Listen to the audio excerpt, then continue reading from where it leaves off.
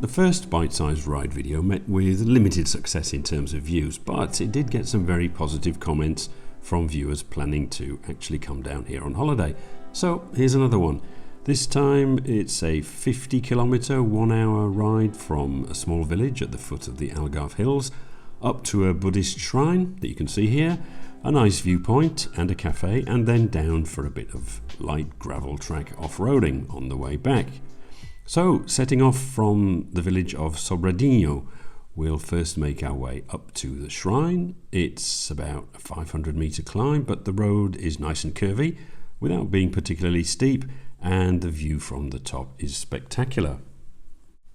I've put the Google Maps link in the description so you can download the route to your phone, but here's a quick map of the route. Up to the Buddhist shrine from Sobradinho, left to São Barnabe, and then on to the gravel track shortcut back to Messines. This first section up to the shrine offers fast sweeping bends with plenty of positive camber and very little traffic, so you can have a bit of fun.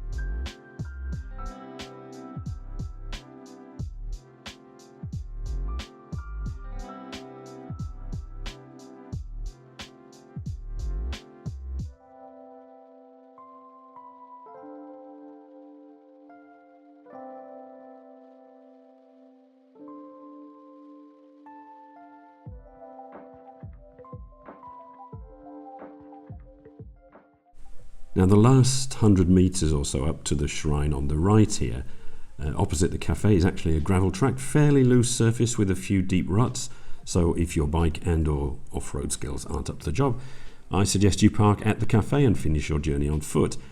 The cafe is quite a popular spot and there are often a few bikes parked outside there anyway, and it's an ideal spot in the summer for an ice-cold superbock. Other beers are available, of course. Segura is another big brand in Portugal, but everyone I know seems to prefer Superbock.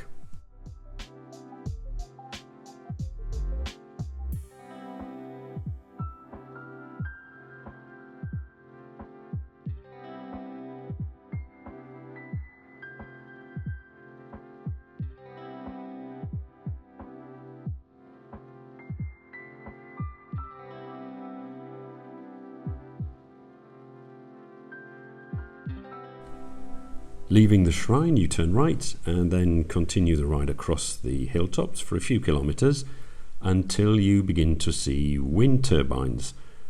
Turn left here towards São Barnabe for a few kilometres through the wind farm.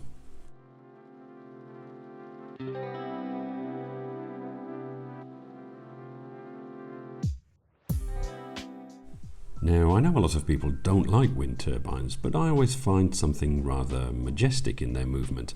I'm not saying I'd like one in our back garden because they do make a noise, which is kind of unpleasant, but up here in the hills, well away from housing, I think they can be quite graceful.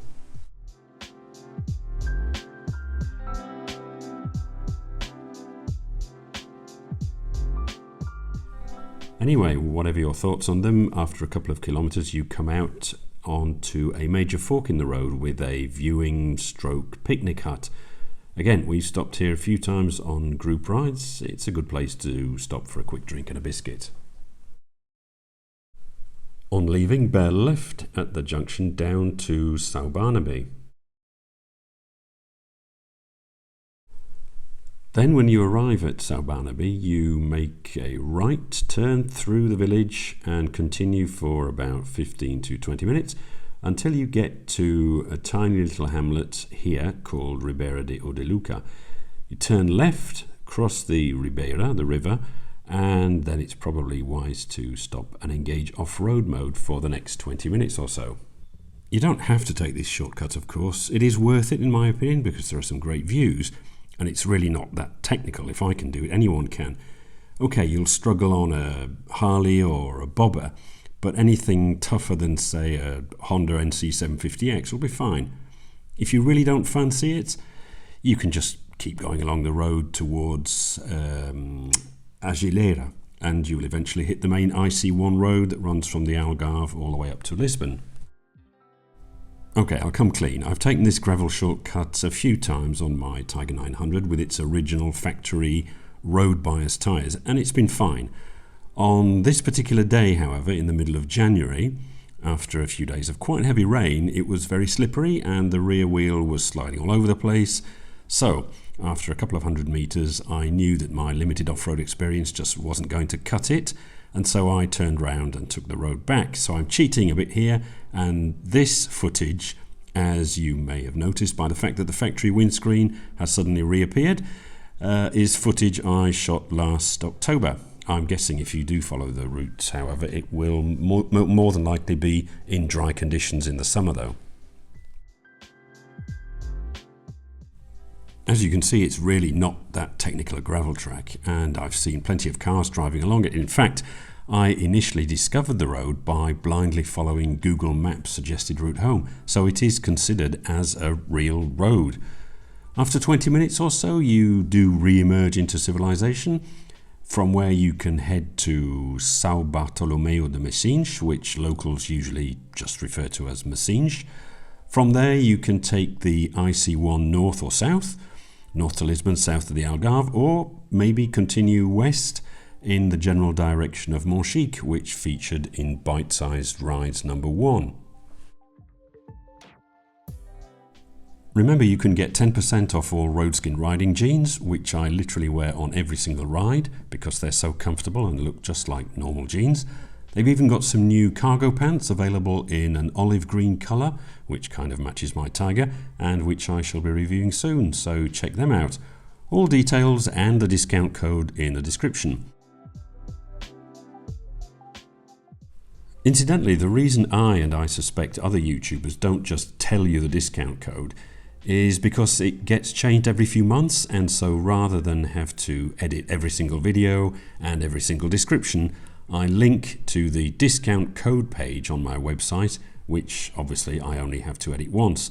Anyway, that's it for now. I'd love to hear down in the comments if you have ridden any of these bite-sized rides, and as always, thank you for watching.